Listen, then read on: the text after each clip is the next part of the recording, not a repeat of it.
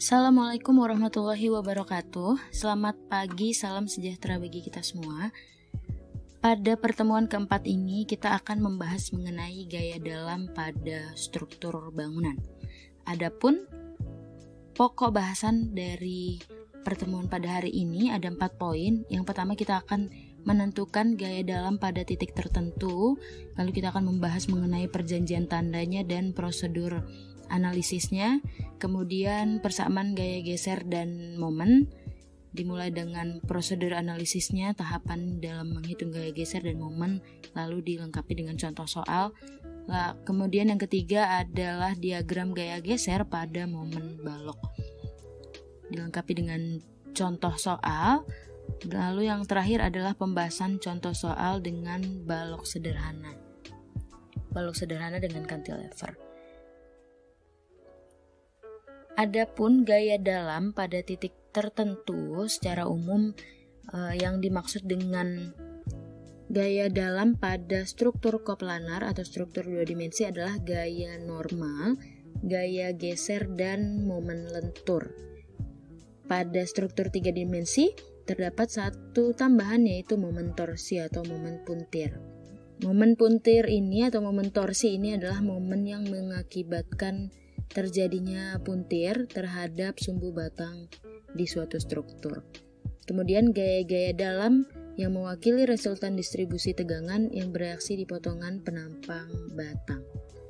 Dengan begitu, pada saat resultan gaya dalam sudah diketahui, maka besarnya tegangan dapat kita hitung.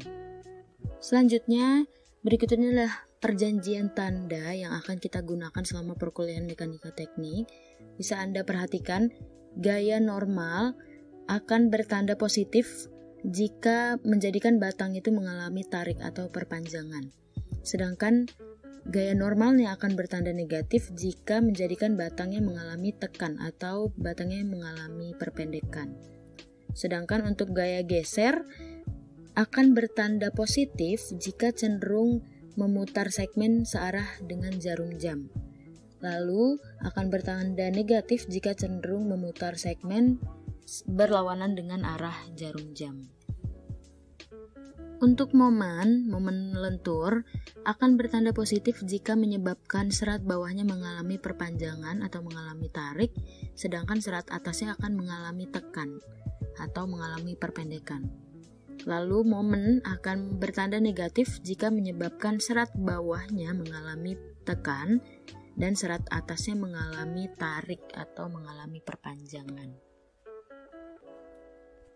Berikut ini adalah prosedur analisis atau tahapan-tahapan secara garis besar dalam menghitung gaya dalam pada suatu titik. Yang pertama kita hitung reaksi dari setiap perletakan atau dari setiap tumpuan dengan menggunakan kesetimbangan sigma momen sama dengan 0. Kemudian kita membuat free body diagram atau FBD dengan langkah-langkah. Yang pertama kita gambarkan dulu gambar batang strukturnya beserta beban-bebannya dalam kondisi awal atau dalam kondisi utuh. Kemudian kita buat potongan imajinatif tegak lurus terhadap sumbu batang di titik yang akan kita hitung. Lalu kita buat free body diagram bagian segmen batang dengan jumlah beban yang lebih sedikit. Kemudian kita asumsikan bahwa gaya geser, gaya aksial, dan momennya akan berarah positif. Kemudian baru kita terapkan persamaan kesetimbangan dengan menghitung momen pada titik yang ingin kita ketahui dengan menggunakan persamaan sigma momen. Setelah hasil perhitungan sudah kita dapatkan, apabila dari hasil perhitungan tersebut bertanda negatif, maka arah gayanya berlawanan dengan asumsi arah gaya yang kita tentukan di awal. Silakan Anda simak contoh soal pada soal berikut ini. Di sini terdapat suatu struktur balok sederhana dengan bentang 18 feet, lalu dibebani dengan beban segitiga sebesar 3 kip per feet. Maka mula-mula kita tentukan reaksi yang timbul di tumpuannya, yaitu ada reaksi VA dan VB, kemudian untuk tumpuan sendi ada reaksi horizontalnya. Kemudian untuk beban segitiga ini kita proyeksikan terlebih dahulu menjadi beban terpusat. bentuknya akan menjadi seperti pada gambar. Jadi kita tentukan dulu dengan cara rumusnya sebagai berikut, di mana Q sama dengan 1/3 dari beban dikalikan dengan panjang bentang dan ditambah dengan 2/3 dari panjang bentangnya dikalikan dengan bebannya. Maka kita dapatkan nilai Q-nya sebesar 27 kip/feet. Kemudian kita hitung reaksi di tumpuan dengan menggunakan sigma momen sama dengan 0. Kita tentukan titik acuan di A, maka kita cari sigma momen di A sama dengan 0. Kita lihat di sini acuan kita adalah titik A atau sendi di A, tumpuan di A. Sigma momen A sama dengan 0. Kita lihat di sini. Q beban terpusat terhadap titik A atau terhadap tumpuan A, arah jatuhnya beban adalah searah jarum jam, maka nilai Q-nya akan menjadi positif. Kemudian dikalikan dengan jaraknya, yaitu sebesar 12 feet. Kemudian ada reaksi di VB yang datang dari bawah terhadap titik di A, arahnya adalah berlawanan arah jarum jam, maka nilai VB-nya akan menjadi negatif. Sehingga kita dapatkan nilai VB di sini sebesar 18 kN. Lalu kita tentukan titik acuan di B untuk mencari sigma momen MB sama dengan 0. Kita lihat lagi di sini. Arah jatuhnya beban Q terhadap titik B adalah berlawanan arah jarum jam, maka Q-nya akan bernilai negatif. Kemudian kita kalikan dengan jaraknya. Kemudian ada reaksi di VA yang datang dari bawah terhadap tumpuan B, arahnya adalah searah jarum jam, sehingga nilainya menjadi positif. Kemudian kita kalikan dengan jaraknya, maka kita dapatkan nilai VA di sini sebesar 9 kN. Setelah itu kita cek kontrol dengan menggunakan sigma V sama dengan 0. Apabila ruas kanan dan ruas kirinya sudah sama-sama 0, maka perhitungan kita sudah benar. Kita lihat di sini ada reaksi VA dan VB yang sama-sama berasal dari bawah. Apabila kita jumlahkan, nilainya akan sama-sama 27. Kemudian dikurangi dengan beban yang jatuh ke bawah sebesar 27, maka kontrolnya sudah betul, yaitu sama dengan 0. Oke. Selanjutnya kita gambarkan free body diagram untuk diagram normal force atau NFD. Kemudian kita gambarkan shear force diagramnya dan gambar moment diagramnya seperti pada gambar berikut ini.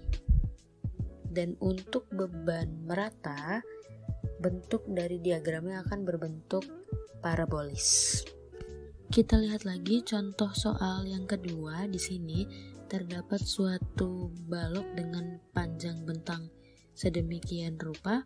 Kemudian terdapat tumpuan A dan tumpuan B sebagai tumpuan sendi dan tumpuan roll. Lalu ada beban merata yang membentangi dari titik C sampai di titik D sebesar 20 kN. Kemudian terdapat beban terpusat di ujung titik C, yaitu beban terpusatnya miring dengan sebesar 141,42 kN. Maka kita akan proyeksikan terlebih dahulu beban miring ini menjadi arah vertikal dan arah horizontal, atau menjadi arah Fx dan Fy. Kemudian di titik D ada beban terpusat sebesar 50 kN dan di titik E ada momen sebesar 20 kN. Maka langkah yang pertama, kita deteksi terlebih dahulu reaksi yang timbul berdasarkan pada perletakannya.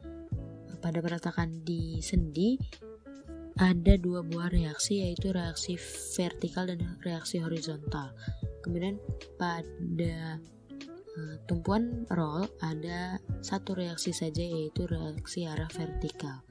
Lalu untuk beban miringnya dengan sudut 45 derajat kita proyeksikan terlebih dahulu menjadi arah Fx dan arah Fy. sehingga nilai beban pada arah Fx adalah 100 kN dan untuk arah Fy adalah sebesar 100 kN ke bawah. Untuk arah Fx-nya menjadi arah horizontal. Setelah itu kita hitung sigma momen A sama dengan 0 untuk mendapatkan nilai reaksi di VB. Untuk perhitungannya bisa Anda simak pada perhitungan berikut ini, di mana kita cari sigma momen A sama dengan 0 dengan titik acuannya adalah di A. Maka kita akan mencari reaksi VB. Maka untuk perhitungannya dapat Anda simak pada perhitungan berikut ini, di mana di titik C terdapat beban terpusat sebesar 100 kN, beban yang sudah kita proyeksikan sebelumnya. Terhadap titik A, arah jatuhnya beban adalah berlawanan arah jarum jam, maka nilai bebannya akan menjadi negatif. Kemudian dikalikan dengan jaraknya, yaitu 3 meter. Lalu di sini terdapat beban merata sebesar 20 kN. Kita proyeksikan terlebih dahulu beban merata pada bentang CA menjadi beban terpusat dengan cara nilai beban Q 20 kN dikalikan dengan panjang bentang dari titik C ke A, yaitu sebesar 3. Maka kita dapatkan nilai beban terpusatnya adalah sebesar 60 kN. Kemudian dikalikan dengan jaraknya, yaitu setengah bentang dari 3, maka kita akan dapatkan jaraknya sebesar 1,5 meter. Terhadap titik A, arah jatuhnya beban adalah berlawanan arah jarum jam. Maka dari itu akan timbul tanda negatif di sini. Kemudian terdapat beban merata lagi di bentang A sampai D. Kita proyeksikan terlebih dahulu menjadi beban terpusat dengan cara beban 20 kN kita kalikan dengan jaraknya, yaitu 5 meter. Maka akan kita dapatkan nilai beban terpusat sebesar 100 kN, kemudian kita kalikan dengan setengah dari jarak bentangnya, yaitu 2,5 meter. Lalu ada beban di titik D, beban terpusat sebesar 50 kN terhadap titik di A. Arah jatuhnya beban adalah searah jarum jam, maka nilainya akan menjadi positif. Kemudian ada momen di titik E sebesar 20 kN, arah perputaran momennya adalah searah jarum jam, maka nilainya menjadi positif. Kemudian ada timbul reaksi VB yang berasal dari bawah terhadap titik tumpuan A, maka dia akan berlawanan arah jarum jam sehingga nilainya akan menjadi negatif. Kita hitung semua nilai-nilai beban yang kita dapatkan tadi, kemudian kita akan mendapatkan nilai reaksi di VB sebesar 11,82 kN dan arahnya ke atas atau positif. Setelah itu kita hitung sigma momen MB sama dengan 0 untuk menentukan nilai VA. Berarti titik acuan kita adalah di B. Kita lihat di sini ada momen di titik E sebesar 20 kN. Arah perputaran momennya adalah searah jarum jam, maka nilainya menjadi positif. Kemudian ada beban terpusat di titik D sebesar 50 kN. Arah jatuhnya beban terhadap titik B adalah berlawanan arah jarum jam, maka nilainya menjadi negatif. Kemudian kita kalikan dengan jaraknya, yaitu 6 meter.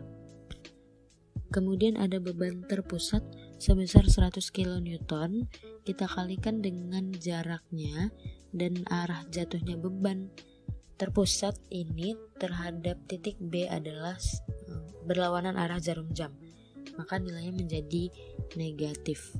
Kemudian ada reaksi di A, yaitu reaksi VA terhadap titik tumpuan B, arah reaksinya adalah searah jarum jam, maka nilainya positif. Kemudian dikalikan dengan jaraknya.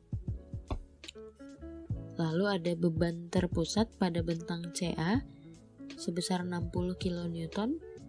Arah jatuhnya beban terhadap titik tumpuan B adalah berlawanan arah jarum jam, maka nilainya menjadi negatif. Kemudian dikalikan dengan jaraknya, yaitu 12,5 meter, dan pada ujung di titik C terdapat beban sebesar 100 kN. Dan terhadap titik B, maka arah jatuhnya beban adalah berlawanan arah jarum jam, sehingga nilainya negatif. Maka kita hitung semua gaya-gaya yang sudah kita ketahui, lalu kita dapatkan nilai VA sebesar 298,12 kN. Lalu kita hitung juga sigma momen H sama dengan 0, karena pada tumpuan di A merupakan tumpuan sendi, maka akan ada reaksi horizontal. Sehingga kita harus menghitung nilai reaksi horizontal di A dengan cara pada titik C terdapat beban arah horizontal yang mengarah ke kiri sebesar 100 kN. Maka kita dapatkan nilai HA-nya adalah sebesar 100 kN ke arah kanan karena nilainya positif. Apabila kita sudah selesai menghitung reaksi di tiap tumpuan, selanjutnya kita akan mengecek apakah sigma FY-nya sudah sama dengan 0. Kita cek sigma FY ini untuk sebagai kontrol apakah perhitungan kita sudah benar. Apabila ruas kiri dan ruas kanannya sudah sama-sama 0, berarti perhitungan kita sudah benar, sudah oke. Kita bisa lanjutkan ke perhitungan berikutnya. Selanjutnya, kita buat free body diagram dengan memotong batangnya menjadi 4 bagian. Di sini ada batang CA1, kemudian batang A2D1, batang D2E1 dan batang E2B. Kita potong menjadi 4 bagian untuk menghitung sigma FY sama dengan 0 dan sigma FX sama dengan 0 di tiap batangnya. Dimulai dari batang yang paling kiri, yaitu batang 1, 2, 3 dan diakhiri di batang 4. Kita mulai dengan free body diagram batang CA. Batang CA1, kita masukkan semua beban yang bekerja, ada beban terpusat, lalu ada beban arah horizontal sebesar 100 kN, kemudian ada reaksi di A, lalu ada momen, dan juga ada beban terpusat sebesar 60 kN. Kita hitung sigma FY sama dengan 0. Kita masukkan semua beban yang bekerja secara vertikal, yaitu ada beban terpusat 100 kN dan beban terpusat di tengah bentang yaitu 60 kN. Kita jadikan A sebagai titik acuan, maka arah jatuhnya beban 60 kN terhadap titik A adalah negatif, berlawanan arah jarum jam, sehingga nilainya menjadi negatif.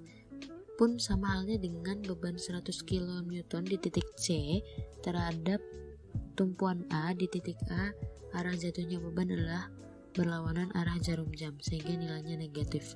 Maka kita dapatkan nilai VA1 sebesar 160 kN, arahnya ke atas.